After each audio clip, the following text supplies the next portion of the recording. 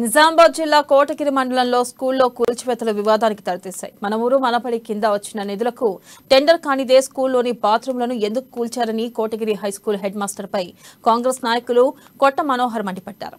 ఇక ZP school కి సుమారు 74 లక్షల రూపాయలు మంజూరయ్యాయని చెప్పి అగ్రిమెంట్ కాకముందే టాయిలెట్లు ఎందుకు కూల్చారని ప్రశ్నించారు. మహిళా ఉపాధ్యాయులు ఇబ్బందులు పడుతున్నారని, వారం రోజుల్లో టాయిలెట్ నిర్మించకపోతే ధర్నాలు, రాస్తారోకోలు చేస్తామని మనోహర్ హెచ్చరించారు.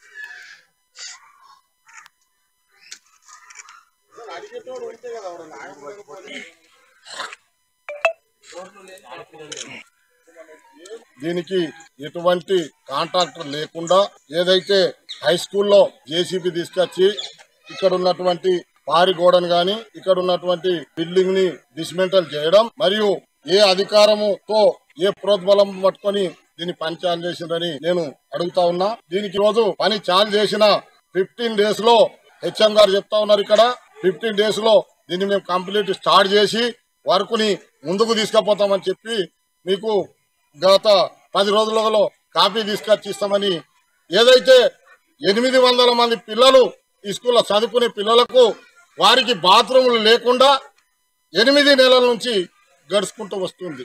దీనికి గతంలో కూడా నేను మండల మీటింగ్ లో కూడా అడగడం జరిగింది.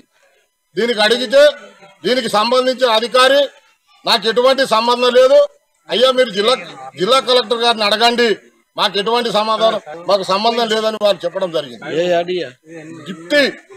డిప్టీ